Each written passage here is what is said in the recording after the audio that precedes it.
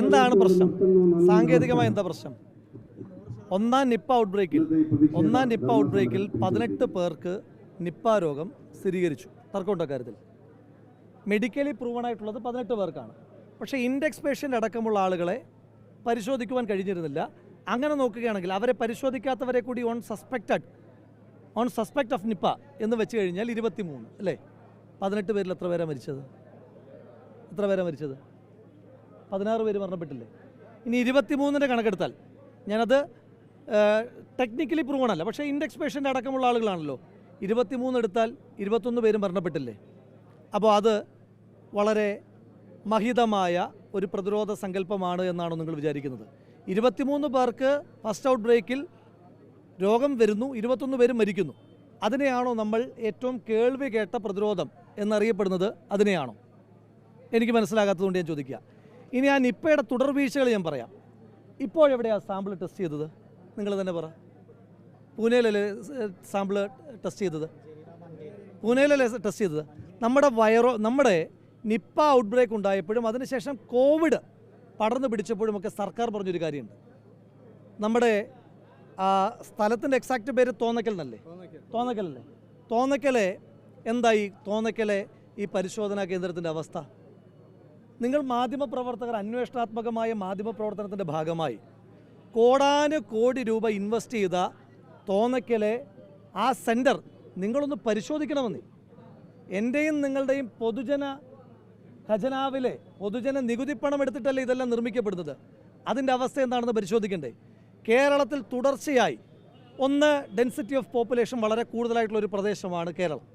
അത് നമ്മൾ അംഗീകരിച്ചുകൊണ്ട് തന്നെയാണ് പറയുന്നത്. അപ്പോൾ അതുകൊണ്ട് തന്നെ പകർച്ചവ്യാധികൾ വന്നാൽ അത് പകരാനുള്ള പോസിബിലിറ്റി വളരെ കൂടുതലുമാണ്. അപ്പം നമ്മുടെ പ്രിക്വേഷൻ മെഷേഴ്സ് കുറേ കൂടി മെച്ചപ്പെടേണ്ടതായിട്ടില്ലേ? ആ മെച്ചപ്പെടേണ്ടുന്ന എന്ത് സ്റ്റെപ്പാണ് എടുത്തത്? എന്താ സെൻറ്ററിൻ്റെ അവസ്ഥ? നിങ്ങൾ ഇന്ന് പോയി ആ സെൻറ്റർ റിപ്പോർട്ട് ചെയ്യൂ. നിങ്ങൾക്കെല്ലാം അവിടെ യൂണിറ്റ് ഉണ്ടല്ലോ, നിങ്ങൾ റിപ്പോർട്ട് ചെയ്തിട്ട് പറയൂ. എന്നിട്ട് ആ വീഴ്ചകളെ പറ്റി പറയും. നമ്മൾ ഈ ഒരു കാര്യം പറയുമ്പോൾ അതിനെ എന്നെ അങ്ങ് ആക്രമിക്കാൻ വരുന്നതെന്ന് പറയുകയല്ല ചെയ്യേണ്ടത്. നമ്മളിതൊക്കെ തിരുത്താൻ വേണ്ടിയിട്ടാണ്. ഞാൻ ചോദിച്ചോട്ടെ, ഇപ്പോൾ പാലക്കാട് ഇങ്ങനെ നിപ്പ സ്ഥിരീകരിക്കപ്പെട്ടിട്ടുണ്ട്. എനിക്കും നിങ്ങൾ we all are in high risk അല്ലേ?